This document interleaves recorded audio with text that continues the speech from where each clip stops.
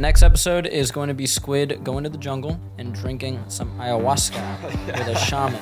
You're a multi-millionaire, you're extremely successful, no one has any control over you whatsoever. But what was your life like 10 years ago when you were my age? I partied a lot. I got involved with probably the wrong crowd. It got pretty gnarly towards the end. Had a bunch of friends, a few friends OD and die. I'd say a big life-changing moment was I had really recently just had another buddy pass away, and I get a call saying, hey, this girl that I knew really well died. And that kind of sent me down a bad rabbit hole for a bit. We went to her funeral, and her mom did an open casket funeral. It was brutal. And she gave this whole speech of like, you guys are gonna end up like that if you keep on doing this. What do you think the biggest problem with people my age is right now? It's two things: dopamine addiction and not doing. Give me your hot take when it comes to dating at a young age. Look for girls who weren't born in the United States.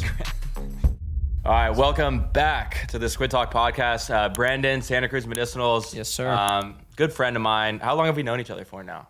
A while. I feel like we met each other during the vid that was going around, you know? So yeah, a couple years. That COVID. Oh, the vid. I try to not say the name because, you know, you're about to post this on a very censored platform, which is any platform in the United States. So yeah, well, that's it. It'll test it. It'll see if it works or not. But well, the reason I'm so excited to interview you, dude, is because I feel like you got it, right? Like you have the freedom. You're a multi-millionaire. You're extremely successful. No one has any control over you whatsoever. Like you have no investors. You have no shareholders aside from yourself and your partner. Yeah. And you get to do whatever you want. Like Yeah. you wake up whenever you want. You go to bed whenever you want. And it works perfectly because not just because you have the freedom and the ability to do so, but your brand is you. yeah. Right? So I want to know, like, take us back 10 years. You're 32 right now. You seem like, obviously, life is not perfect. It can never be perfect. It can always get better. But what was your life like 10 years ago when you were my age, essentially? Yeah. So 10 years ago, 22 years old. At that point, I actually just started to get my shit together. So I'll take you back a few years back before that. I was in college with my videographer right there. Oh, you guys went to college together too? Yeah, we went for a year. I ended up dropping out of there. He dropped out of there too. We both left there. But we met there. And in high school, I mean, I partied a lot, I would say. Like, I got involved with probably the wrong crowd, I guess you could say. And it got pretty gnarly towards the end. Had a bunch of friends, a few friends OD and die. Oh, sorry. I'd say a big life-changing moment was I was at college with him, and I get a call, and it's like I had really recently just had another buddy pass away, and I get a call saying, hey, this girl that I knew really well died, gone. And I was like, holy shit. And that kind of sent me down a bad rabbit hole for a bit, you know what I mean? Like, but then the life-changing moment, I would say, is we went to her funeral, me and all my friends back home, you know, hour or so away from the college. And her mom did an open casket funeral. And it was brutal. You know, you watch, you're like 18, you're like, what? Like, what? Like, it's horrible. And she gave this whole speech of like, you guys are going to end up like that if you keep on doing this. Like, this shit isn't a game. Like, your life's not a game. Like, you know, she just went off. Some of the people that I sat with there went on to just have drug addictions and alcoholism and have had horrible lives. Yeah. I took the opposite route. I did stop doing all that shit then, and I did change my life. You know, I always grew up like sort of healthy, you know, into sports, into all that stuff, and I just kind of fell off the wagon later years of high school. And thank God, in hindsight, that all that happened because I started to get interested in health. I started to just like stack positive shit. Ended up traveling for a bit, traveling the world, then transferring to UC Santa Cruz.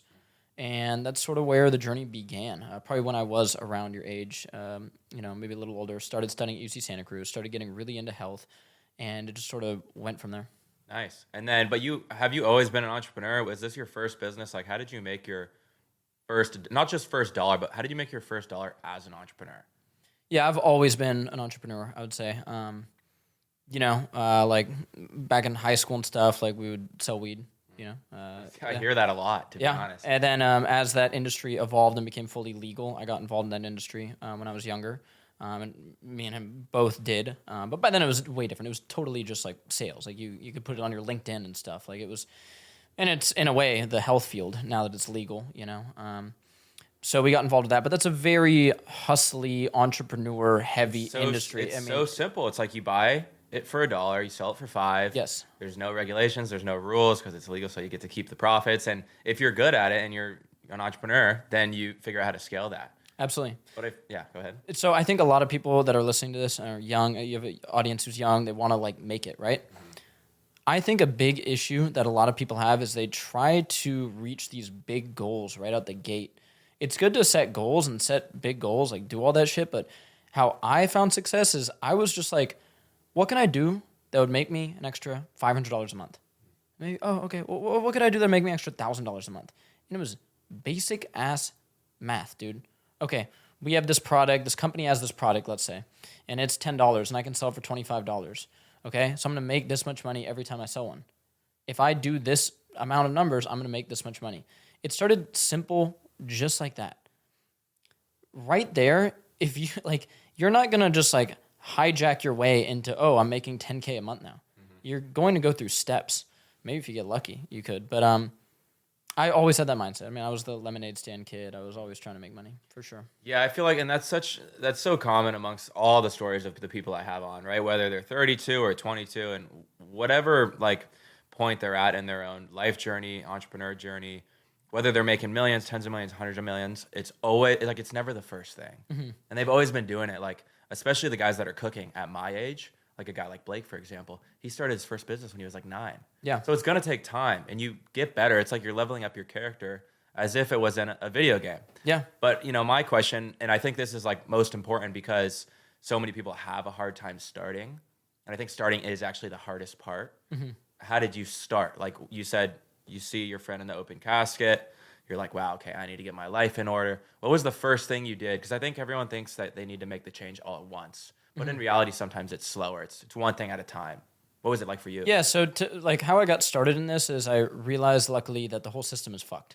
The whole system of just living a normal life is fucked. So I didn't want to do that. And what I mean by that... What do you mean by that, yeah? Yeah, so like the whole thing of you're going to go work a job. This is going to be your hours. This is how much money you're going to make. It doesn't get anybody ahead. And this is common knowledge now that inflation's hitting and every politician's talking about this stuff. But like, I knew about this a while back, and I didn't want to be like my parents who worked a lot. I would see them work long hours, all this type of stuff. The system just sort of fucks you. And in my mind, I was like, well, if I can make a little bit of side money, that'll give me so much breathing room. So I read stuff like Tim Ferriss, all these entrepreneur guys, and I'm like, well, if I can just create a side hustle that can make me some extra money, then I could do a job that I actually like, and maybe it's not that job that, I can someday make 200, 250K, whatever the number is. But maybe I could do a job that'll make me 80K, 100K a year. But if I have my side hustle that makes me 40, 50K, I saw that as a path to like having actual happiness and freedom. Yeah. And so that's where I really got interested in like the entrepreneurship thing, selling stuff online, all that. Well, you talk about, let's break that down, because you talk about how like the 9-to-5 route like pretty much fucks you, right? I fully agree. But a lot of people... Sort of. I mean, like, okay, it does for most people. Yeah. It really depends. You can go get a normal job. I have a buddy who works for Airbnb. You would consider it a normal job. I know not a lot of people like are able to get that job, but he worked his way up into it. His life's pretty sick. Yeah. His life's pretty dope. He isn't, he's able to work remote a lot. He's able to, we go on a trip, he's there, he has to, I got to go take a Zoom call, whatever. These people that. Yeah, some people like pulling up at the same time every day, leaving at the same time every day. They like that structure. But I guess my question is, so, you said that like confines you to a specific lifestyle in most cases, right? And a lot of people are probably going to hear you and they're going to go, why is he dogging on 9-to-5s? Like, they're going to think some way. But you worked one, right? Like you worked at Papa John's early on, right? I worked at Papa John's. What was that like? How old were you? And talk us through that. Yeah, I was 19 when I worked at Papa John's. So after I left college and just like I went through a downward spiral after my friend died, and then another friend died soon after that. So I was just like in a bad place. And yeah, I was home working at Papa John's, and I didn't grow up poor. Like My mom will always give me a roof under her, in her house. Or, I mean, a roof over my head in her house. But I would be a loser. Okay, like, you know what I mean? They're not like uber wealthy enough where I would have like a cool lifestyle. It would be horrible, right? So I definitely had that fear of like, oh my God, like I'm home right now. Like, am I just gonna end up here? Like, this is like really bad. So yeah, I was working at Papa John's as a delivery driver, and it was awful. But I think it's really good to do that. I think like when I have kids someday, like they're gonna work some shitty jobs. I fully agree, especially in the food beverage industry, the service industry, like because people treat you like shit. Yeah. Like I worked 3 restaurant jobs. People treat you like shit. They're so rude to you. They're so disrespectful. They don't even treat you like you're human. Yeah. I think it's important to understand what that's like, not only for, some sort of, self-respect level so you treat other people with respect, but then it gives you like this fire. You're like, I cannot be here forever. I have to figure something you see out. people who are, 50-something years old and working there, and you're like, damn, like how did this guy get here? So you want to avoid that. And yeah, I just figured out a path of, I went to college, I majored in something I like. I got my degree from UC Santa Cruz. And while I was there, I started working in various industries and health. I worked for Health Aid Kombucha for a while. They're a big kombucha company. And that got me pretty curious about like, damn, like the people that own this, because you get to talk to people that actually own the company. You're like, they're making a lot of money. What's going on? They're pulling up in Range Rovers and shit. And the company was dope. It's helping people get healthy. People would come up at like the trade shows and stuff and be like, this has really helped me. Like, it's helped me get healthy. So I started to see, like, that kind of world. And I'm like, hold on. Like, you can actually help people and make money. I think the people that make the most money are the people that help the most people. I think it's that. I think in most, like, there's so many people out there, billionaires are evil. They scam people. They take advantage of the working class. Sure, maybe some do. But I think in general, when you provide value, you make money. Like, your products are better than your competitors. Yeah. They are very niche. They are very, people like them. They buy more. Like, if you serve a shitty product, people will stop buying from you. It's that simple. Yeah. And I think if you lead business and your life with those principles, like you're bound to make money. Yeah. As long 100%. as you work hard, obviously you sacrifice, you take risks. But so you worked in sales too, right? A little bit, right? How impactful do you think that was in your own entrepreneurial journey, both with content, starting a business? It's huge. Yeah, I mean, like, I worked in sales. I worked door-to-door sales for an organization called CalPERG. Albert, I don't know if you remember that in Berkeley. I went door-to-door in Berkeley. And what were you selling? Well, the worst thing ever. You're just fucking trolling for donations for Great. the environment and stuff. Because I was a little bit hippie when I was younger. Door-to-door sales. That's like door-to-door begging. Oh, it was brutal. But you just develop a thick skin, dude. Like, I don't give a fuck what people think of me. And, like, that, a lot of that does come from, those experiences that I've had, when I was young. And, yeah, it's the worst. You knock on somebody's door when they're having dinner and you're asking them to donate money for the whales. So you're gonna develop some interesting sales tactics and just like getting rejected. People see me do these videos all the time of offering people $100 to quit soda, or just going and talking to people, going and hey, try my electrolytes and shit. And yeah, that stuff definitely helped me build a thick skin for sure. Nice. And I even heard, what was it, yesterday or the day before, someone came up to you on the street and they're like, I'm gonna make a company to beat yours. Yeah, that was the first time I've ever had anybody come up and say anything negative, and he was semi-homeless.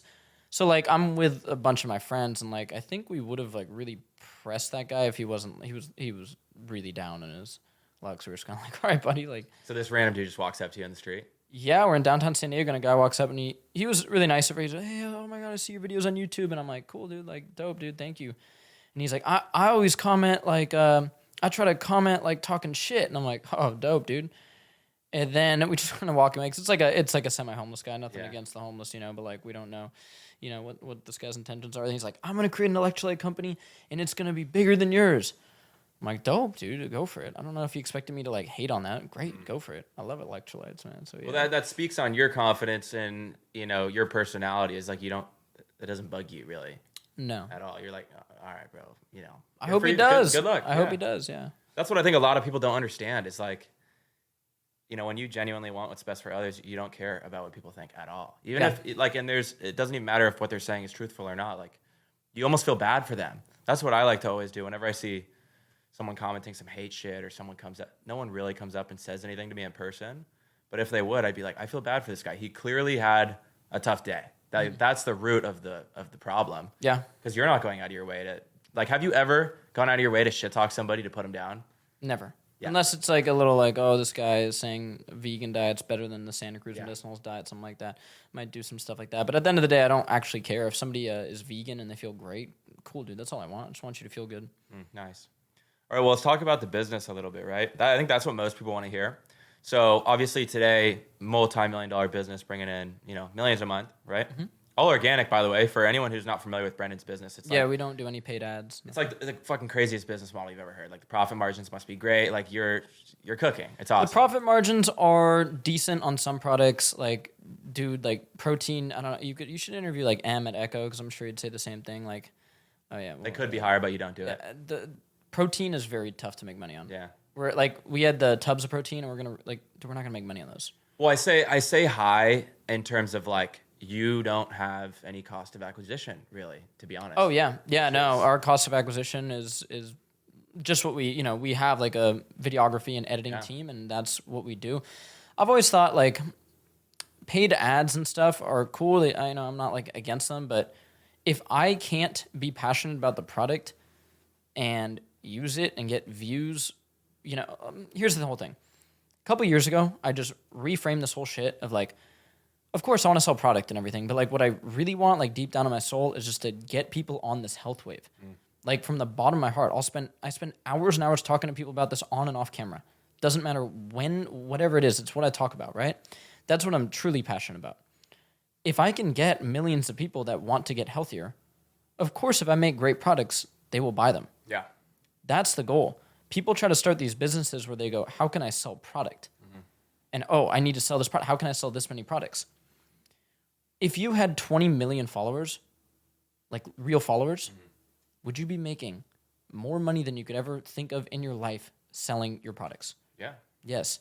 So that's where I'm at right now. Most of the content that I do is not about the products. Well, you're also just like, your content is so authentic that it's like, it also sells itself really well. Like I'll watch a video and it's you saying, yeah, like we're making steaks today, but nothing better than steaks with nice like electrolytes. You pour some Santa Cruz Medicinals electrolytes in there, boom.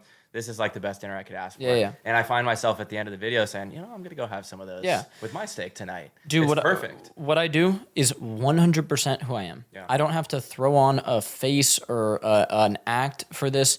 It's how I live. People, you don't ever have McDonald's? No, I'm not like putting on an act. Like this is genuinely who I am. I'm obsessed with health. I'm obsessed with, all the stuff I talk about. So it is stupid easy for me to film all the content and be passionate about all this stuff because it's what I do in my free time. If you want to call it that, I've just merged the two things. Nice. But what about in the early days, right? When you first started the business, you were telling me you're literally making these you didn't use a co-packer, you didn't go through some other big company, you literally just... Yeah, Joe and I were making it in a commercial kitchen in Santa Cruz. That's insane. That's awesome, though. That's like the garage band startup story that you love to hear. So what was that like? How do you even come up with the formulas? Because once again, starting is the hardest part. Yeah. Some people want to start a business. They want to start a clothing brand, a supplement company, a tech company. They have no idea where to start. Yeah. How do you create your first product? What was the process like? Yeah. So we started as a CBD company. So Joe and I were both getting involved in that industry, and anybody that knows CBD, if you don't know it, I should say, it's non-psychoactive. It's the part of the, I won't even say it because you're going to post on, so it's the part of the Zaza plant that is non-psychoactive. It just has anti-inflammatory benefits. People use it for stress, pain, all this type of stuff. And I started to nerd out on a lot of the studies on CBD, and it turns out you need a high dose. And all these products that we found at the grocery store didn't have that. So we were like, wait, like what's going on? Like, Is that because it's not very like bioavailable or what? It doesn't go into your system easily? There's some brands now that do high dose. People back then literally just wanted to make more money. It's an expensive actual raw material. So people just thought, well, I don't have to put a lot of this in because people don't know that they need a lot of it. Turmeric or vitamin C, for example. The clinical dosage, ashwagandha. 500 milligrams, 600 milligrams for those compounds, okay? Different compounds have different dosages that are going to have an effect. If you took 1 milligram ashwagandha, you would not get any effect. Placebo, too, to a lot of people, I would assume. Like, yeah. I do feel better. But there's double-blind placebo-controlled studies on ashwagandha, for example, but they're taking 600 milligrams a day. So different compounds have this different amount that you need to take, okay? If I give you a crumb of creatine that big, would it do anything? No. If I give you 5 grams of creatine per day, thousands of studies on that, right? So we started to think about that, and then... basically, we made this really potent CBD line of products. So deep sleep caps, coconut, and we have a lot of friends who are athletes. One of our buddies fights in the UFC, and he was like using it. He's like, this is amazing. And then we started selling it online because you can sell CBD, hemp CBD online. That's how Santa Cruz Medicinals started. And you didn't have a platform at that point, right? This was years ago. This was back when Instagram was you post a photo of like that was Instagram. And so I started doing that, found success with that. But then as social media grew, I have a knack for social media and I'm passionate about all this stuff, like you said. Where did that come from? Dude, some people like to be behind the scenes. Some people want to be in front. Like, where did that? Yeah, I mean, okay, so really where it comes from on a deep level, because I've done all the work, man. I've gone to the jungle, drank ayahuasca. I've sat with the shamans. I've talked to many people. Where it comes from is, as you know, my dad died, and it was brutal to watch. And the last 10 years, he was just extremely unhealthy, alcoholic. It was bad. Seeing that made me think, okay, I can't fix my dad. I'm going to fix other people. I'm going to help other people. I'm going to tell them what they actually need to do to be healthy. That's where it comes from. Okay. So you making the decision to come from out, behind the curtains and put your face out there, which makes you a target. It does, right? That's Sure. why, your business partner wants to stay behind, right? You deciding to do that is because you're like, you know what? It's a risk. It puts me at risk, but I'm willing to do that because I have a message I need to share, essentially. Yeah, I firmly believed that if people started to hear about what I was saying, and first of all, just when I was actually in college, like studying medical anthropology, you start to really learn this shit. You're like, wait, what's going on? There's tribes all across the world today that eat a certain way, and their rates of disease are extremely low. Issues a lot of people deal with. There's a anthropologist that went to an island. I've done content on it. He went to this island, the Catawba people, and his whole thing was skin health. None of them had acne. They didn't have a word for acne. And he did he did medical assessments of over 1,200 people there, and no one. And he figured out, the reason is gut health, processed food, all this stuff. Anyway, Dr. Weston A. Price, if anybody wants to look up, he went and lived with various tribes of people, and he noticed they have amazing metabolic health, really good blood markers, all this stuff. And I firmly believe that if more people know about this, and knew that they didn't have to fucking eat salads and cucumbers to get healthy, that no, the way to actually get healthy, you need to eat some steak. You need to eat some red meat, things that young men get stoked on, because naturally, obviously, millions of years of evolution in the brain, we like that shit. And we're being told right now to not do that. Where do I go to find the right information? Because there's been so many different stories that have been told since like day one, right? Oh, grains, milk, good meat, no meat at all, veggies are good for you. Like, I just don't know who to listen to anymore. Because it's very difficult. Because you have guys like yourself, I trust you. But then, I'm not going to say, but there's some big podcasters out there who I thought were very credible, and then stuff comes out, and you're like, what the fuck? Like, who do I listen to? What's your advice on that? It's very difficult because the people that are at the elite edges of the field will just say, we don't know, over and over again. And they're not good at content. They're not good at sounding sure. So I know, Albert and I both know the guy who is probably the most elite person when it comes to physical therapy in the body. Works with a bunch of pro sports teams. He's the most elite guy. And I love this guy if he's watching it. We tried to film content with him. Every single answer to every question was, we don't know. Someone will need to get fully assessed and go through the, And that doesn't go viral. That's the right answer, right? So you need to thread the line a bit. But like, I like to, again, take the anthropological approach. What have Homo sapiens consumed forever? And what has gotten so deep into our biology that we need these different inputs? You can't argue with that shit. You need some sunlight. You need sleep. You need protein. And I think you need animal protein. We evolved with it, whether you like it or not. I'm not saying you can't survive off other stuff, but like, we're omnivores. We can eat a variety of foods. And, so I'm not the carnivore guy and I'm not the vegan guy. Like, we are omnivores and our past is very brutal. Also, that's why I like doing stuff like jiu-jitsu, like just getting my ass whipped a bit, like fighting, if you want to call it that. It's not full-on fighting, it's to not get head trauma and stuff, but like, you can't just outrun your biology and where you come from. Yeah. And that's obviously like super essential to everything you do in life, obviously. Yeah. Interesting. Okay, so then next steps, right? You start the company. You got a little sidetrack. You start the company. You got your first couple products. They're doing well. But then you completely pivot and you go into food or you go into supplements. Yeah. So we were rocking the CBD stuff, and it was doing very well. Joe and I always had other passions. CBD was really cool, but like we're like, okay, like it's mostly for older people. I don't really think young people need to take it. It can benefit some people, if they have pain or whatever's going on. But I've always been, obsessed, like once I got older, like obsessed with biohacking, for lack of a better term. Different compounds, different things you can put into your body to feel better and just perform better.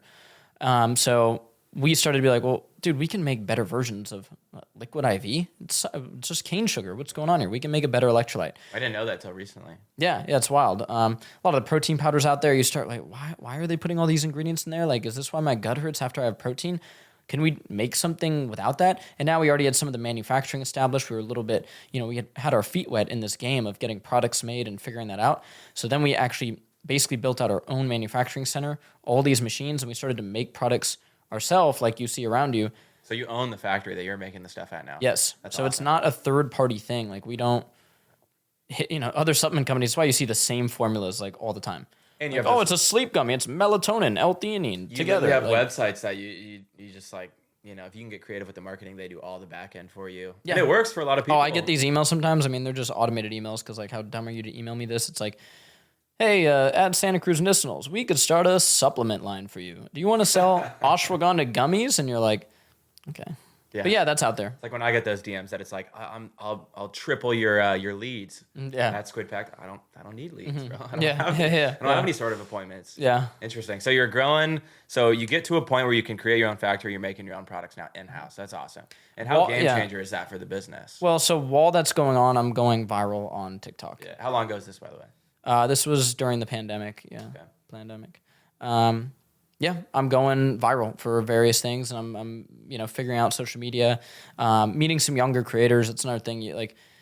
If I just hung out with people my age, I wouldn't be good at TikTok. That was going to be one of my questions for you: is how important has it been? You always have creators, especially young ones, here at the HQ. Yeah. How important is that? Not only to you and your business and your content, but to you as an entrepreneur. Like I find myself learning a lot from these young guys. How important is it to you? Yeah, so when I was 11 years old, I lived in Mexico for a year, and it was random. I got kicked out of middle school actually, and my mom was like, I don't know, you can't go back into the school system for a year. I lived in Mexico, okay? And when I was in Mexico, you hang out with a wide variety of people, and that was so new to me because when you are in 7th grade or whatever I was, your friend group is your age. You're not hanging unless they're your brother. It's like weird to hang out with. They're 2 years younger than you. That's like a huge difference. Yeah. In Mexico, I moved there 11, 12, whatever it was. I had friends that were younger. I had friends that were older. There was 18-year-olds hanging around us. You're just in like this like rat pack of people, okay? What I realized through that is there's sort of this age range. I don't know what to call it. I don't know exactly how to define it. I think people understand what I'm talking about. It's probably 19 to 35. And there's certain things that matter in there. Does someone have a bunch of kids? Or they like settled down? Whatever it is. Where you can learn from any of those people. If you only talk to people that are within a year of your age range, it really limits you in life. So like we just spent some time, you were just at the jiu-jitsu gym. Yeah. One of the instructors there is Uncle Joel. Everyone calls him Uncle Joel. That dude has fucking wisdom. He really has. He has wisdom. He has stories. Yeah. That just comes with age. And then on the other side of things, Dylan Latham, buddy of mine. He's gonna know TikTok better than me. And if I didn't listen to him, because I know. No. So you have to learn from different people for sure. And the cool thing about young people is they understand the world in a much different way and they're much more able to adapt. That's why the biggest tech companies are always created by like the 19-year-old kid at some college. We were hanging out with this 19-year-old yesterday. He's worth like $25 million. Damn.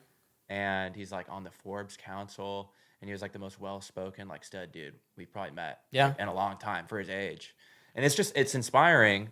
And I think a lot of people just, they're closed-minded. They're not willing to bring in youth into their organization, into their circle because I don't know. I don't even know what the reason is. But obviously it's worked really well for you. So that's awesome. Absolutely. All right. So at this point, business is scaling, right? Social media is doing well. How has your social media changed over time? Like I don't think I saw your content back in the early days, but like when did you officially start posting? How many years ago was that?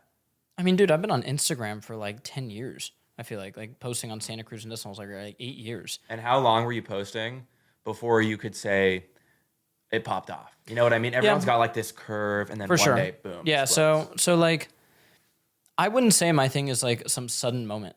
So like back in the day, before TikTok was even a thing, we were popping off doing marketing in like the keto mom community, I would call it. Ketogenic diet was big, and those people were really into a lot of the supplements we made because they were keto, just a healthy mom community. And I did like a lot of affiliate marketing in that. And no, just on Instagram, yeah. And Albert remembers, like, we would go to these like meetups and stuff, and it was like moms coming up. Like I was a lightweight celebrity in these like small niche groups. So we had that and like experienced success there. But I'm very much a fan of dipping my toe. I'll dip my toe in any water, but I'll also pull my fucking hand out real quick. So I noticed that kind of start like, you know, winding down and just not bringing back the return and stuff, and those people's codes like getting used less. I'm like, okay, well, what's going on now? TikTok. So I start filming TikToks. Like, of course, back in the day, it was different. You don't film 4-minute long videos. You film a video of yourself and some like text about benefits of vitamin D. And then obviously the cereal is bad video. Worst way to start your day is cereal. That's probably the most viral. That was like one of the first like huge viral videos. And what did that show you? Like, okay, this is a style of video that does really well. Like these educational / you know, it is entertaining because you make it like a story, right? I want to watch it because I feel engaged, but it's also like educational. Was that style what really changed everything? So What did you change that like? A lot of what I do, man, is so to cast a big net, you capture something that everybody knows. Cereal, McDonald's, Starbucks. Every human being, mostly every human being, knows these things. So you immediately capture them. And then you're going to deconstruct their knowledge about that or throw something in there that they've been told. They start every day with cereal. Cereal's the worst way to start your day. And I'm sure that's controversial too, which is great because then you get that engagement in the comment section. I'm not giving up cereal. Yeah. And what are you talking about? Oh, I eat, you know, this cereal. It's good for me. All that. So yeah, then you just kind of start going from there. I would say part of my content strategy is casting a big net with some of what I do, where quit soda, you know what I mean? These things and all the comments and, oh my God, they're not going to quit. They're going to, you know, that's a big net video. You know, going to McDonald's, doing this, big net. Then I niche down. I had some functional medicine doctors in here. That episode's not going to get more than 5,000-6,000 views and, you know, whatever. I don't care. It's very, very niche. It is for the person that really wants to dial in their health. Right now, I'm doing the lock-in challenge, which has swept the nation. Yeah. I would consider that big net content. For sure. Yeah. Do I think Pow Envy or, you know, some of these influencers are going to be jacked and in shape? No. But you know who fucking will? Is somebody that watches that and turns them on to health. Some people will actually do the damn thing and get in shape. So, yeah, that's what it's all about. Well said. All right, let's do some like rapid fire questions right now. Cool. What do you think you struggle with right now?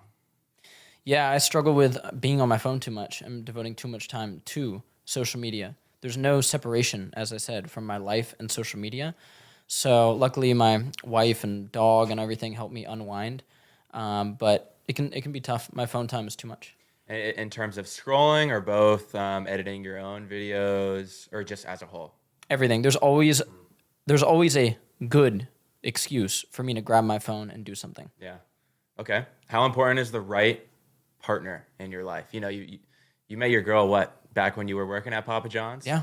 I feel like that's so rare these days. Very rare. I feel like that is what every guy strives for, is to find like this awesome person that can grow with you. 100%. How can a young guy like me optimize for something like that? Or is it just luck? It's very tough. There's no, okay.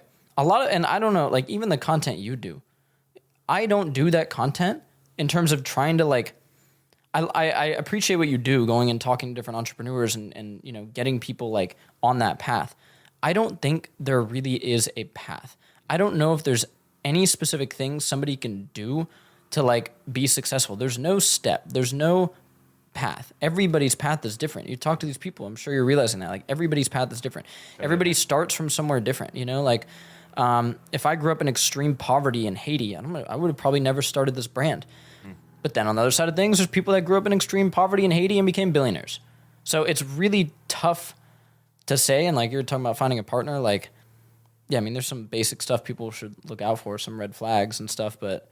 Well, yeah. give me your hot take when it comes to, you know, dating at a young age. Yeah. How do you pick the right person? How did you know? I did a post that went sort of viral, and I knew it would go viral. I basically was telling young men to look for girls who weren't born in the United States. Graham Mitt said the same exact thing. Yeah, and like maybe find a girl. And it's not. So I'm not even on some like passport bro shit. My girl moved here when she was 13. She fluent in English, obviously, and fluent in Spanish. The point of that post isn't you need to find somebody who wasn't born in the United States, but you need to find somebody with good values. So my girl has extremely good family values. Okay, that's important. Yeah. Little things like you were talking about, like how do you treat the waiter when we go out to eat? Like shit like that. How when I'm going through something, when I'm going through an issue, do you suddenly tell me about your issues and you try to make the situation about you, or are you nurturing? My girl's very nurturing. Like these are things that you have to realize early. The other thing, you have to be yourself from the fucking jump. From the jump. Like when I can definitely say there's that natural push-pull, like when I first started dating my girl, where it's like, oh, like really you're going to work this weekend, you're going to go to this thing I thought we were going to do. And early on, I'm like, no, like this is who I am. I'm going to do this. You know, like I like certain things. I like living life a certain way. Yeah. And she knows that. She's comfortable with that. She's super confident in herself. Doesn't mean you need to be a dick. Like, oh, I'm not going to like not go to a nice dinner with her because I need to work or some shit. Like we live a great life. But yeah, those are some things right there. You got to find a good girl. If you find a bad one, it's going to fuck your whole life up. It's so detrimental. We talked about this on the last podcast we did. It's so detrimental. You know, I remember like I got cheated on in college, and I literally thought I was like, I was getting douchebag, bleach mohawk, right, frat prez. I had the most confidence of anybody at that school probably, and I got cheated on. And I think it hurt so bad, not necessarily because like I lost the girl, but because it was such an ego death. Yeah. I was like, how could this happen to me? Yeah. To me, I worked so hard. Like I'm doing more than anybody else. And I realized like she didn't even like want a dude like that. Yeah. She wanted like a chill surfer guy. Yeah. And that helped me a lot, learning that lesson. Like, it's not about like me, to be honest. 100%. And I do think if somebody's watching this and they're really young, like under the age of 18, you probably should be with, you probably should date a few women if you can. If you have the ability to. Yeah, maybe I'm lacking on that, to be honest.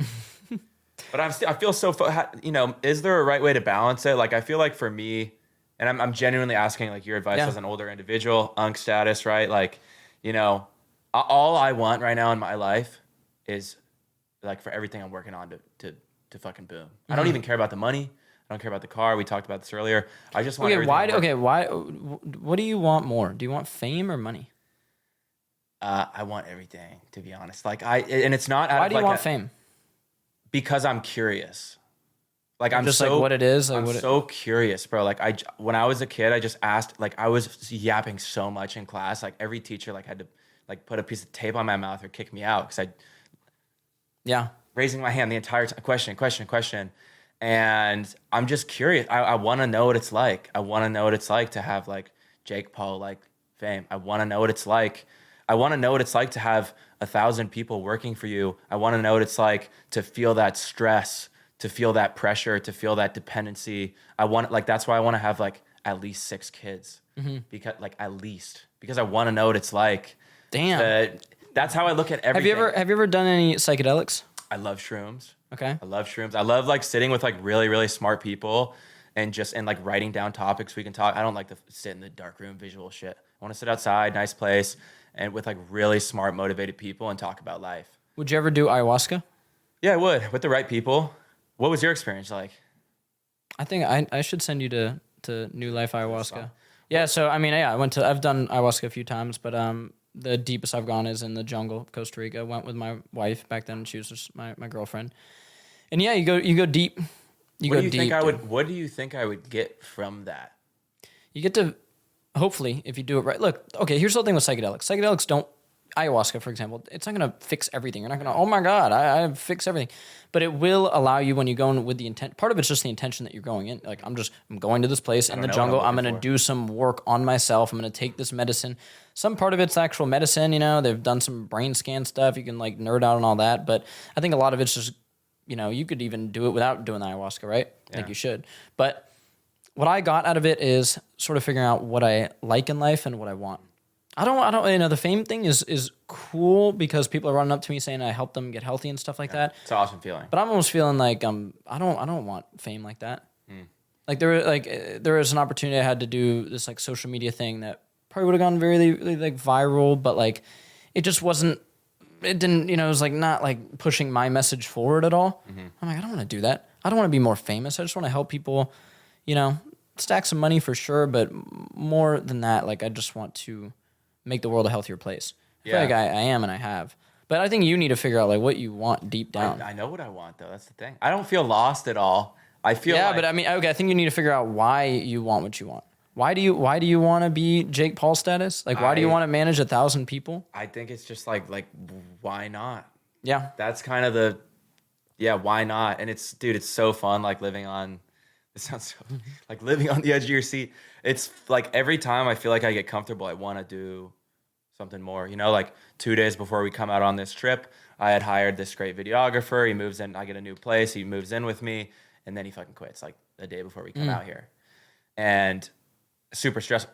Now it was literally the best thing that could have happened because now I have Phil and Phil was like literally the perfect guy for the job. Yeah. But I had this feeling when the other guy quit and I love that feeling. Yeah. It was a feeling of like, fuck, dude, this like is a lot of pressure. Like I have this whole thing coming up. It's already booked and I have to find the right guy like now. Totally. It's the same you love the grind. You're in love with the grind. You're in love with the journey. It's pressure. Like it was the same feeling. Okay. What do you want to be doing when you're my age?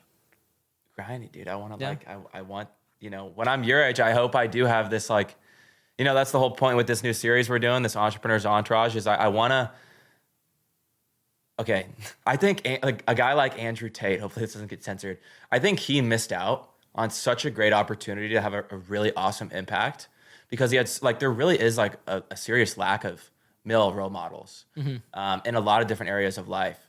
And whenever you do have a guy that somewhat is a role model, like, it's guys' fault. Guys shit on other guys like crazy. Girls are supportive. Yeah. Oh my God, I love you. Like, you look so great. Guys hate each other. They're brutal. They hate to see another guy winning. They would rather pull you down than allow themselves to be helped. It's crazy. Like, and I say this all the time. If I'm teaching a lesson or you're teaching a lesson, it would actually be in the viewer's best interest for you to be an authority on that topic, for you to be correct. Because then that means that you could help them. Yeah. But a lot of guys would rather be like drown in self-pity and shit. And so for me, the reason I bring up the whole Andrew Tate thing is I think he missed out on such a great opportunity to like really have a real impact. And so my goal is to be like the good Andrew Tate, actually. Yeah. Like, I want to combine and I think you need entertainment and education. You have Alex Hormozy, who's very educational on business, but he's kind of boring. Like, bro said he doesn't want to have kids and shit. Like, that's horrible to me, really. Like, doesn't enjoy life in my mind, right? A lot of respect for the guy. But I think, it's very one-sided. And then you have a guy like Jake Paul, who's a stud, awesome following, lives life to the fullest. Yeah. Love his stuff. I love his journey. But, I think he could be a slightly better role model. And so I want to like merge those two styles. And that's why I'm trying to do like this very realistic, what are entrepreneurs doing in their life, while also showing my own journey. But like, that's the whole thing with my content is it's just meant to be like fully transparent.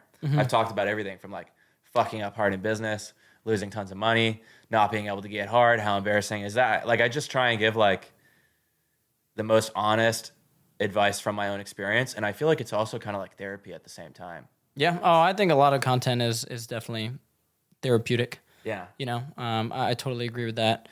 I don't know, man, it's interesting. I think, you just got to find out like what truly makes you happy or like fulfilled. You know what I mean? And maybe you know that, but I think a lot of people just miss the mark with what they think is going to make them truly happy and fulfilled and what actually does. Like, there's this kind of constant thread on my thing of like, I still drive the Subaru, 2020 Subaru, and we got a sick golf cart. But people are always like, why don't you, what? Like, I could buy multiple Lambos right now. Just boom. Like, I'd be like, oh, damn, but I'd be fine. Yeah. It's not what truly makes me happy. And I don't think that would bring me happiness.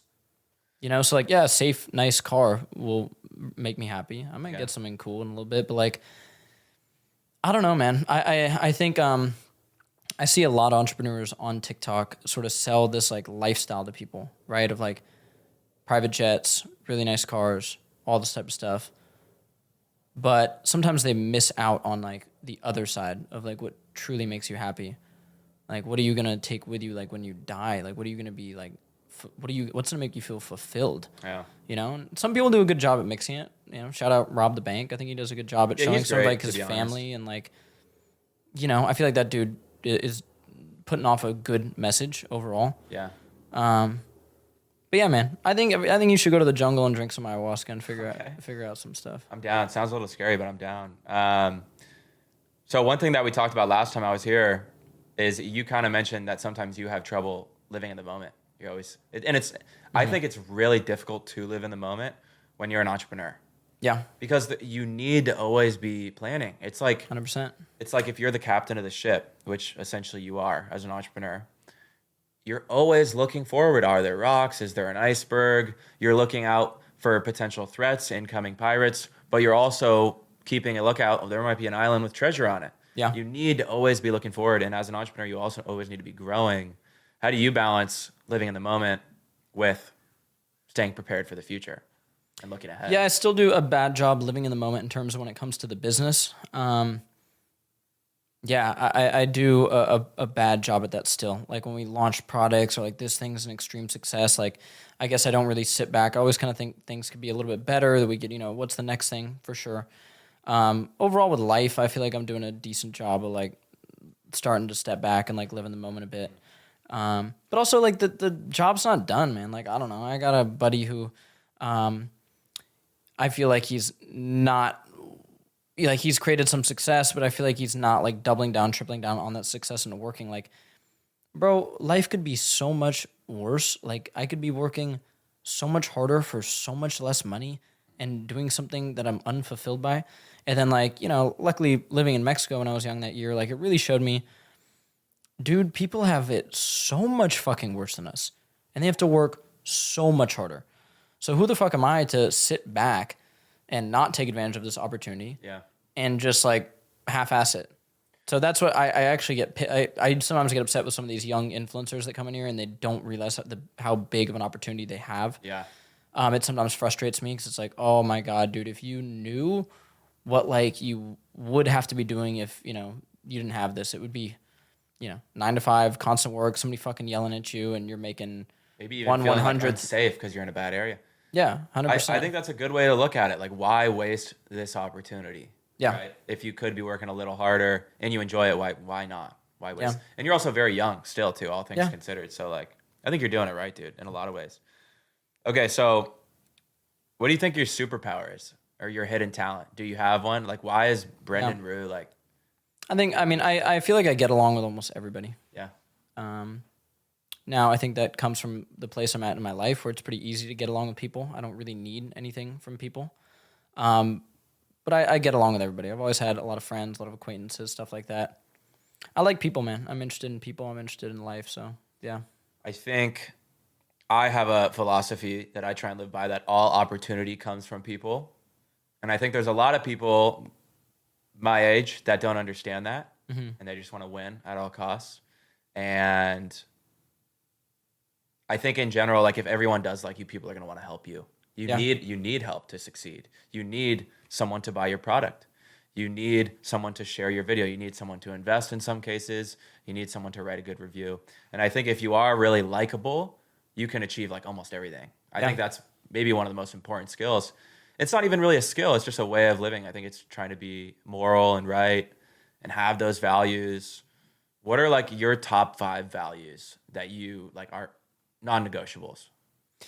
Yeah, my top 5 values, I would say, this is like advice for people. Be yourself. Whatever that is, be yourself. Don't try to be something else because it's just gonna fuck you. You can get trapped into something where, you created this opportunity based on something that wasn't you. Now you're trapped there. Like, so, and then, that's tough advice because then you have to figure out, what do you want? Who are you? Yeah. So that's a tough journey. We're all doing that constantly. So there's various ways to get there, Talked about ayahuasca, talked about mushrooms, like, whatever it is, you got to find that. I would say just like trust and just being a trustworthy person, I think is really important. Okay, interesting. Yeah, in this like nutrition space, everybody tries to act like they know everything. I'm totally open to be like, I don't know everything. That's why I have experts on my podcast, like to talk to people. I don't know everything, and my views on nutrition might change. I don't think they'll change massively, but like I'm totally open to, I used to not eat this food, now I eat it. Like, so you have to be just like a trustworthy human being in that way. I think with that goes honesty. You have to be trustworthy and honest. In words and in actions, I assume. Yeah. Yeah. I would say I always use the word stoke. You have to be stoked. If you think that, you're just on this rock on earth randomly and like you don't think life is fun and there's not fun stuff you can do, and if you're not laughing and having a fucking silly time with your boys or whatever it is, you're fucked. You're absolutely fucked. So that's honestly one. I should have put that number one. Like I should really introduce you to my boy Noah Neiman. You ever heard of Rumble? Rumble Boxing? oh yeah. Founded that. This dude is like, drug addict, like became a trainer at Barry's, and he had so much energy and he was so stoked to be there that soon, like, it started with like no one showing up to his classes. Yeah. And then all of a sudden there's like multiple week long wait lists. Yep. To get his class. Yeah. Then he starts Rumble, and now there's like 360 gyms like worldwide. It's crazy. Yeah. You guys would really like each other. Big fighter, boxer, loves jiu-jitsu. Nice. I need to connect you guys for sure. But he said the exact same thing.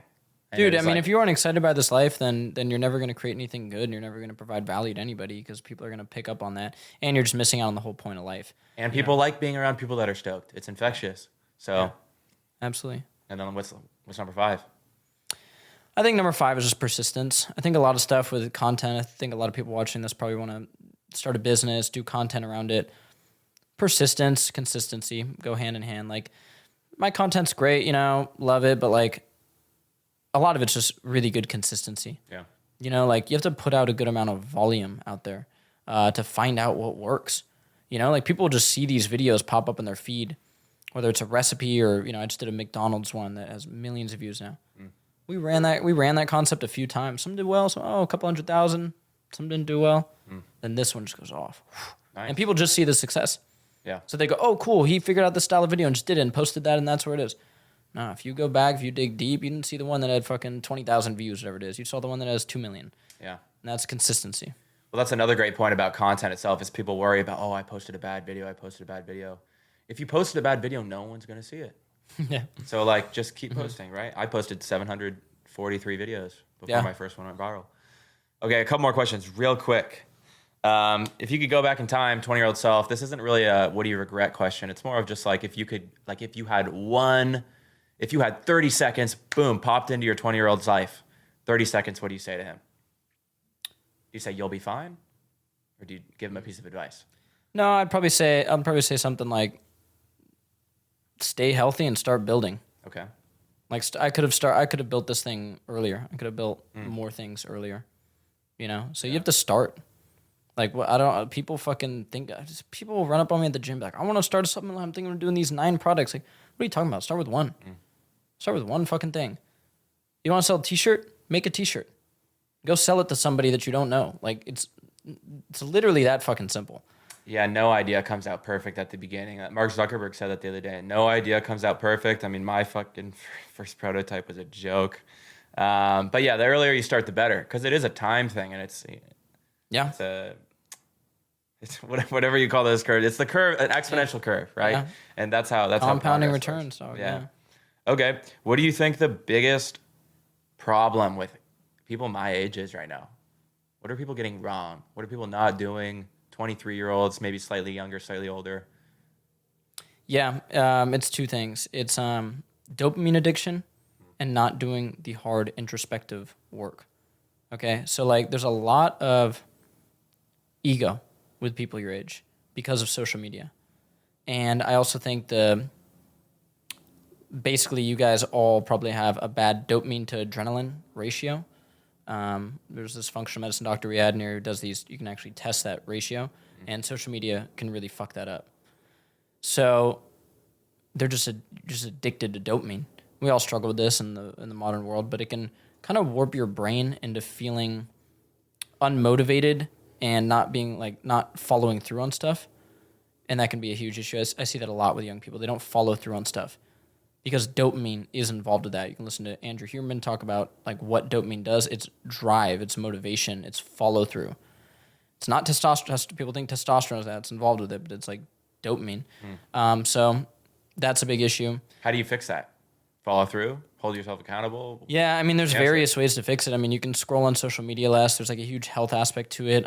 Doing hard things actually can like condition the brain to do that. So whatever that is, whatever you don't like, cold plunges, jujitsu. I like jujitsu. I don't fucking like jujitsu. I mean, I do. I love it. But like, it's hard. You know what I mean? I kind of don't like it. I would rather just go lift weights. But I go do that, and that stimulates the part of my brain that teaches me to do hard shit that I don't like. You never regret going.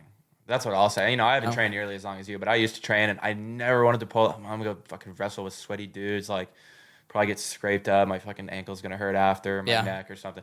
You always feel good after. Yeah. Every time. Yeah, you do. It's just getting there is the hard part. Literally, like, I say this about the gym. The hardest part of going to the gym is getting in your fucking car. Yeah. Because once you get in your car and you turn the music on, what are you gonna do? You're gonna get out? Yeah. Then you're a fucking loser. Yeah. But if you can just force yourself to put on your shorts, your SquidHaus shorts, obviously, and get in your fucking car, then you're good. And you have to do it. And even if it is, Michael Phelps had a great saying. He said, I beat everybody else because people thought like you need to have a 100% workout in order to have a good workout. No. Sometimes I would have a 90% workout, a 30% workout, but still they add up, and your total amount is what beats the competition. Yeah. So That's facts. All right, last one. And feel free to take some time if you want to think about this. What's one thing that you hold to be true, like some sort of belief, that almost everybody else would like certainly disagree with? And it could be on anything. It doesn't have to be on business, health, relationships. Yeah. Okay. Well, it's going to be on business. Okay. Don't take a bunch of investor money. Don't hire a bunch of people. Keep your business simple and scale it with your own money. Nice, I like it. Yeah. I'm doing the exact opposite right now. So Hey, and many people have built, billion-dollar brands doing the exact opposite, right? I might be doing it completely wrong. For me right now. I'm just, let me do this fucking fast and let me fucking learn. And if it fails, it fails. I don't think it will, because I have great people on my team. I think for a supplement company, if you take a bunch of fucking investor money and you're beholden to other people, especially the way health is going, and you know what your audience if you know what your audience fucking wants, and because I am my audience, I don't want anybody telling me what I can put and what I need to do with my products. We make the dumbest fucking decisions in terms of like, dude, you know how much more money we would make on our protein if we used a simple anti-caking agent? When we run the goddamn machines, we have to go through so many more parts because we don't use what's called an anti-caking agent, because that would make the fucking protein flow better. I don't think it's good for your gut health. I don't want it. Oh, so it'd be like, it's the volume thing. Silicon dioxide, titanium dioxide, those ingredients would not help your health in any way, shape, or form. They would help the machines. We bring in an investor, they're going to go, you're putting in titanium dioxide because you'd make this much more money. No, fuck that. I want to use these products. When I have babies, I want them to use that fucking protein, and I want to know that that shit is good.